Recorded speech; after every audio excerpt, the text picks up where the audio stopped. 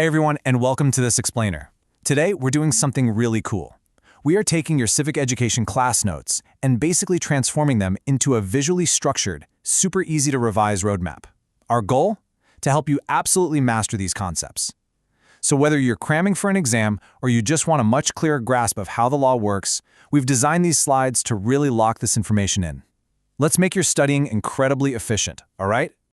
Okay, so here's our game plan for today. We're going to hit 4 main areas. First, the definition of murder. Second, homicide versus manslaughter. Third, we'll dive into the causes of these crimes. And finally, we'll look at the effects on society. Let's get right to it. Section 1, the definition of murder. We are going to start right at the top with the most severe classification of taking a human life. Now, you might be wondering what exactly makes something murder in the eyes of the law. Notice how specific this legal definition is. Murder is the unlawful and intentional killing of one human being by another. The absolutely crucial point here, the thing you really need to remember, is that murder requires the killer to have planned the act. It's never just a tragic accident. That premeditated intent, that planning, is the defining feature. Moving right along to Section 2, homicide versus manslaughter. Let's clear up a super common mix-up between these related terms. This is where it gets really interesting. Look at the deep blue side. Homicide is actually just the general textbook umbrella term for any killing of a human being. And wait, it can even be legal? Yeah, actually, like in a proven case of self-defense. Now, contrast that with the orange side, manslaughter. Manslaughter is strictly illegal for sure. But the core distinction? It happens completely without intent or planning. We're talking about extreme carelessness, like a really reckless driving accident, or a sudden, explosive loss of control. Okay, so if you want the ultimate mental shortcut for your notes, this is it. Step 1, homicide is any killing, broadest category. Step 2, murder is an illegal killing with intent. And step 3, manslaughter is an illegal killing without intent. So the presence or absence of intent, that's the whole ballgame. All right, Section 3, causes of the crimes.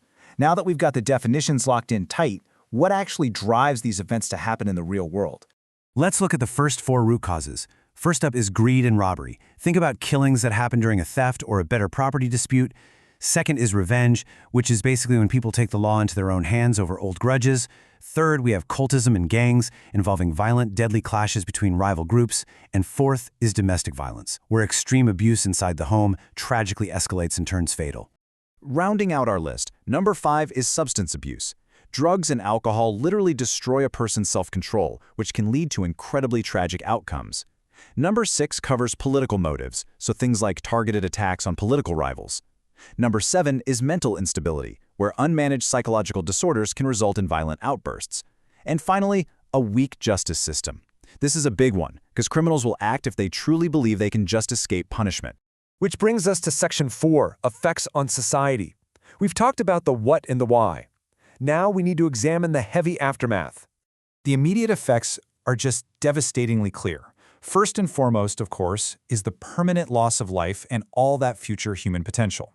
Second is family trauma, the severe emotional breakdown and grief for the loved ones left behind. Third is economic hardship.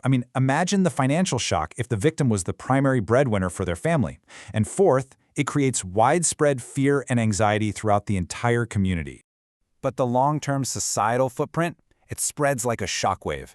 Effect number 5 is revenge cycles, which spark endless counterattacks and just breed more violence. Number 6 is the huge cost to the government, draining public funds for police, lengthy trials, and prisons. Number 7, fewer investments. Let's face it, businesses are going to actively avoid setting up shop in high-crime areas. And finally, social stigma, leaving a lasting cloud of shame hanging over the offender's own family. So, I want to leave you with this vital question to mull over during your revision. How can addressing these root causes reduce fear and rebuild a stronger society? Really challenge yourself to connect the brutal causes we unpack today directly to the overall health of our civic society. Because if you can answer that using the visually structured notes we've just built together, you haven't just memorized the facts, you have truly mastered the material. Thanks so much for hanging out with me for this explainer, and happy studying.